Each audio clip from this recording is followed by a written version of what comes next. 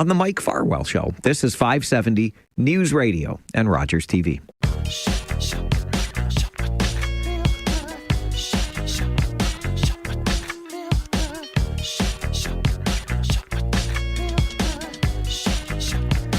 It is one of my favorite movies of all time. It is a part of the Farwell family holiday tradition. And there is a definitive trivia guide to National Lampoon's Christmas Vacation. The question is, if you have watched the movie as many times as I have, how would you do if put to the trivia test? Well, we're going to find out because the author of the book, A Trivia Guide to National Lampoon's Christmas Vacation, is going to join us on the show right after your upcoming update from the 570 News Center. And yes, we will put our knowledge of the movie to the test. I mean, how hard can it be? I've seen the movie at least 10,000 times, which is the number of light bulbs that Clark had on the roof, right? Am I giving anything away? I haven't looked at, I don't know what questions are coming. I don't know what questions are in the book yet, but we're going to find out about all of it in the next 30 minutes. And we'll follow that up. We'll stay in the theme on our flip side conversation this morning at 11:30. And we'll find out what is. We'll create our own guide of the best Christmas movie ever. You can make your case for whatever movie you want, except that one, because you know that one's not a Christmas movie. This is the Mike Farwell Show on 570 News Radio and Rogers TV.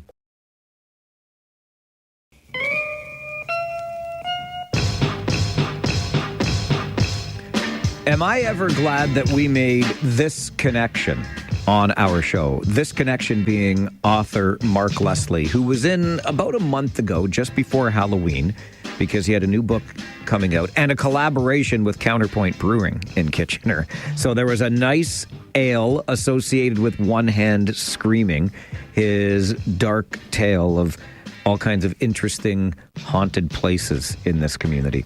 And now he is out with a trivia guide to National Lampoon's Christmas Vacation, which, boy, oh boy, what more could you ask for at this time of year? Mark Leslie in studio with us. Good morning, sir. Good morning. And I guess we have in common our love for this movie. There's no question about it. So take us back a little bit. I mean, was it just the love for the movie that inspired you to create the trivia book? I think it's the love for the movie. It has to be a movie I've seen, hundreds of times. Yep. 80s nostalgia for some reason. The three movie books I've done have all been 80s. Right.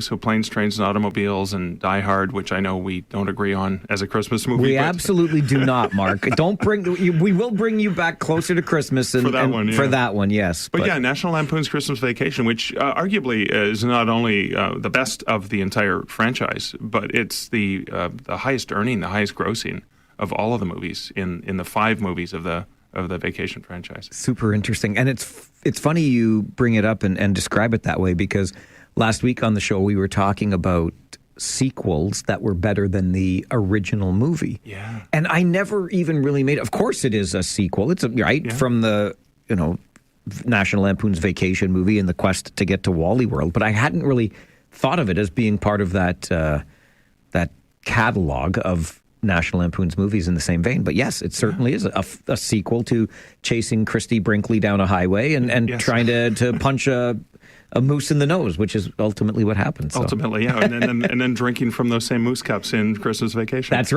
right. So you mentioned Yippee-Ki-Yay, your Die Hard is a Christmas movie trivia book. And I said, we will come back closer to Christmas. Yeah. But we just passed American Thanksgiving, and I saw you posting your Planes, Trains, and Automobiles pictures. And I love what you did with that one, because you used the same cover of the same book that John Candy, Del Griffith, is reading on the airplane, right? The Canadian Mounted, it's called? In LaGuardia. He's reading it at the airport when they first meet. But then they cut a scene where he's actually reading it on the airplane, and then talks about why he's reading such filth. Because he's read everything. Right. So he had nothing else to read, and it was actually a book that was published, the Canadian Mounted, back in the 80s. It was an erotic adult novel.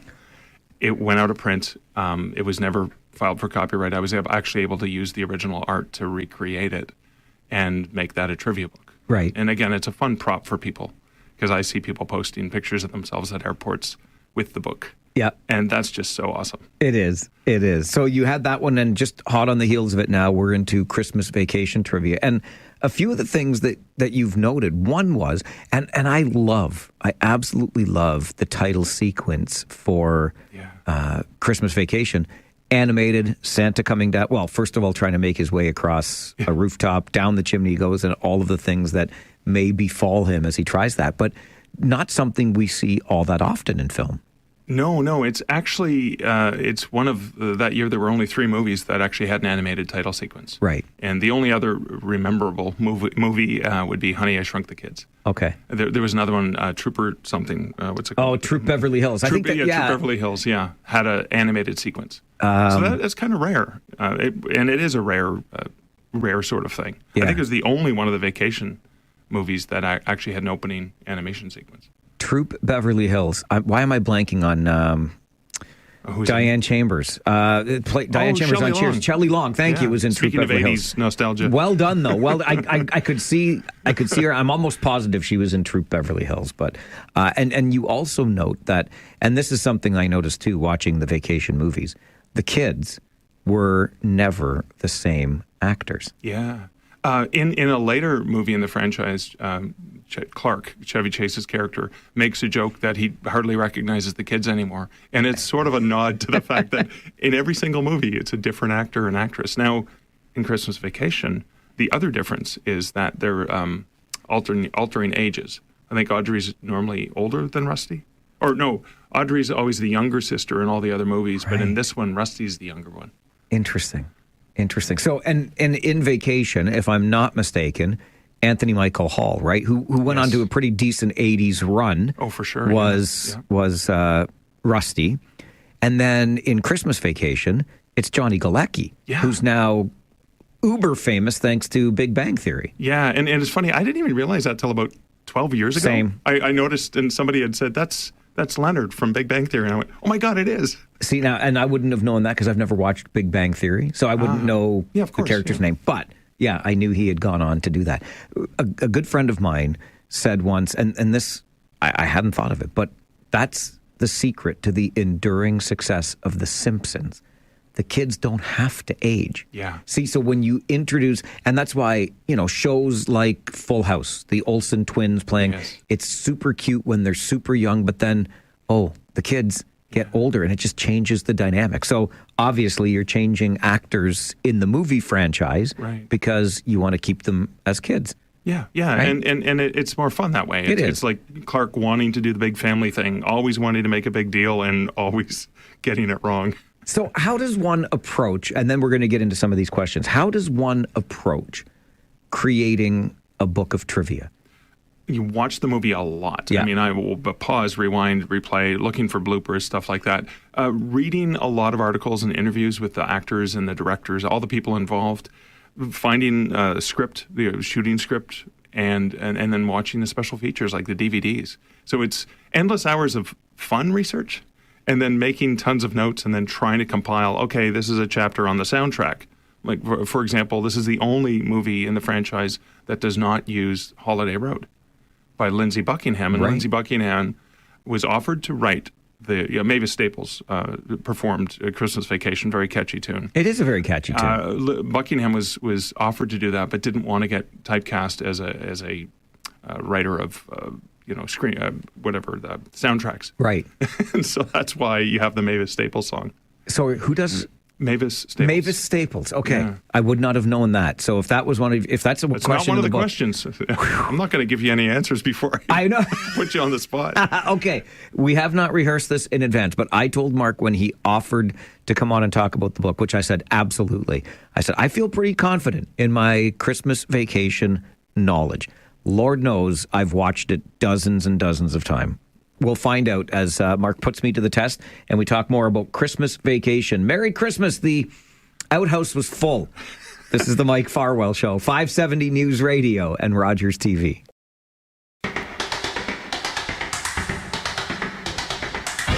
In studio this morning with Mark Leslie, who has written a trivia guide to National Lampoon's Christmas Vacation. Merry Christmas! Outhouse was full. Mark says I should use Pooper. Pooper would be okay, too. I think. Everybody knows Cousin Eddie standing there outside, cigar dangling from the corner of his mouth, can of beer, emptying his waste disposal tank into the sanitary sewer. Perfect idea. All right. I promised Mark that he could bring questions and that I'm going to answer all of them, he says confidently, because I love the movie that much. But you had a little bit of a test audience for these, and she may have thought some of them were too difficult to try. I thought you would be able to handle all it. Right. She thought, no, this is a hard one. All right, Mark, bring it on. Let's hear what I can do. Speaking of Cousin Eddie in that scene, that classic scene, he's drinking a beer. What's the beer that he's drinking? Oh, my gosh. That's an easy one. What is it an easy one? You're a beer fan. I figured you would pay attention. Yeah, but I don't drink Cousin Eddie kind of beer. I hate to sound like the beer snob that I am, but... This is not a good beer. Is it a Busch? No, close. It's close? It's not produced anymore. And it was produced in Illinois because that's where... Of course. John Hughes is from. Yes. And that's where it said Meister Brau. Oh, Meister Brau. Did they not use that as well? Or I think they did in Strange Brew.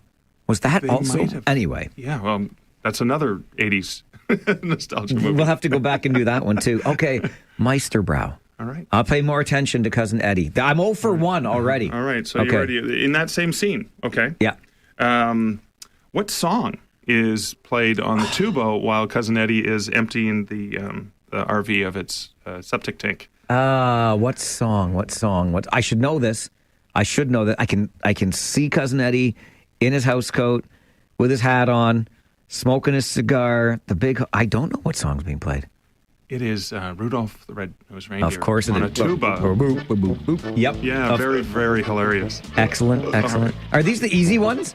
Well, I thought you would get them. Well, you mentioned the scene, so I jumped right to those ones. So, good point. Okay, so the script was written by John Hughes, Christmas Vacation. Yes. And it was based on a story that was published in what magazine? This should be an easy one. A script that was... It was based on a short story. What magazine? National Lampoon. Very good. Thank you. All right. Would you happen to know the name of the short story? The name of the short story. And there is a hint in the movie. The in-laws are coming. Oh, that's a good one. It's a good one. No, it was actually called Christmas 59. And there is a scene where Clark is looking at films from his childhood, and you see Christmas 59. That's one of my favorite scenes in the whole movie. Oh, I cry. Yeah. I have a little tear in my eye. It's a beautiful scene. It really is. It stands out because the movie's so much slapstick going on. Yeah. In fact, in that same scene, getting to the point, or in the same sequence anyway, getting to the point where he's sitting watching the home movies. Yeah. It's, step on the... And I still laugh every time. Every time he gets hit in the face with the board. Chevy Chase, right? Very slapstick, yeah. Anyway, okay. Christmas 59, yeah. So leading up to that scene, yes, that beautiful scene that we love with the beautiful, I'm sure you know the song and the performer as well, but I won't get into that trivia.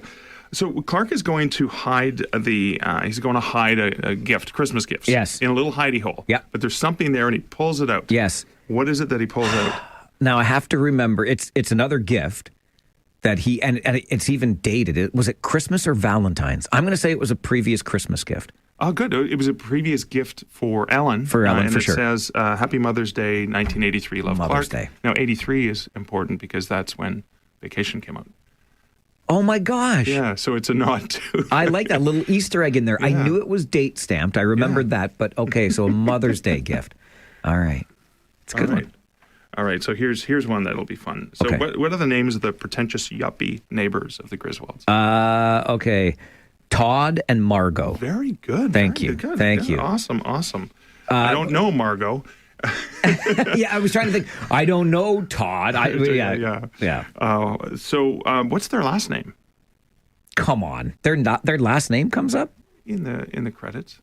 Oh, you are evil, Mark Leslie. You are evil.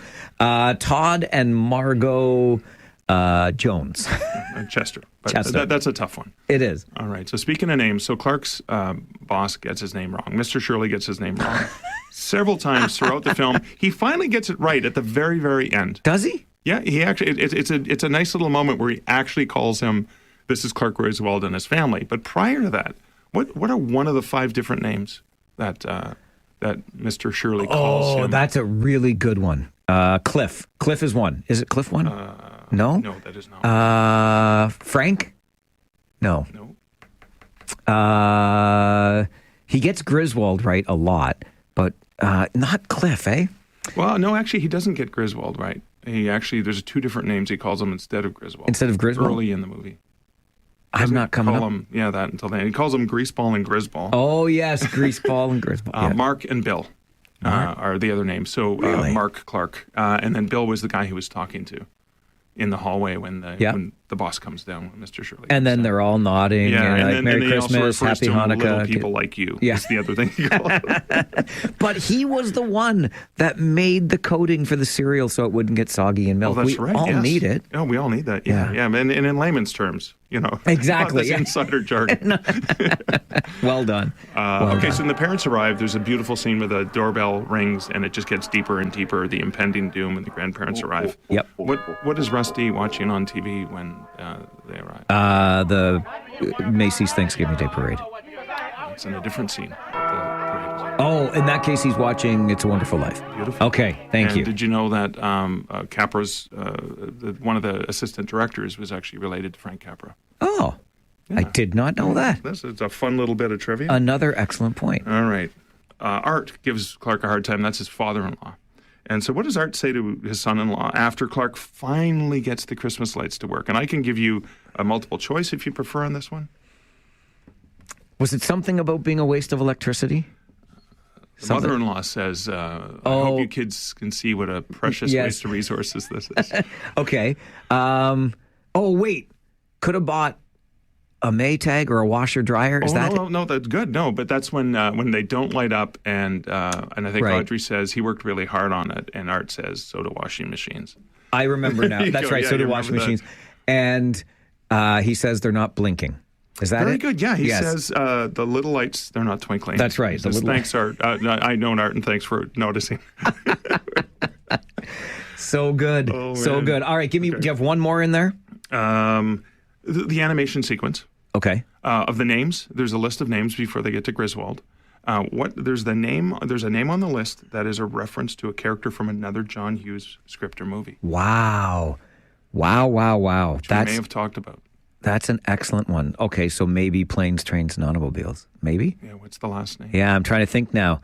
Who was Steve Martin's character? Oh, because and at the end, he even says he greets his wife, Steve Martin's wife, with Miss. Oh my gosh, I should know actually, this. You already know this one, but think about the alphabetical order that Santa's list would be. I know, right? What's So the it comes last before. name? It's not going to be Neil Page. Oh my gosh. Oh, so it's Griffith. Del Griffith. Griffith. It's got to be a Not nod. I was trying to think of Neil. I hadn't even come up with Neil Page. Well done, Mark Leslie. Okay, where do we get our hands on this beautiful book that we can stuff in a stocking and regale one another with trivia questions over the holidays? Well, I'm going to be at the Apollo Cinema on Thursday, December 12th, signing copies of the book when they're doing a 35th anniversary showing of the film. Wordsworth Books has it here in town, and it's available online wherever you can buy print books. All right, look for it. A trivia guide to National Lampoon's Christmas Vacation. Merry Christmas. The outhouse was full. I'm not even going to turn it around to show to the camera because there's a bad word right on the cover. Don't give it to your kids. Show them how cool you are as parents. Lots of fun, Mark. Thanks for stopping by. Thanks, Mike. It's the Mike Farwell Show, 570 News Radio and Rogers TV.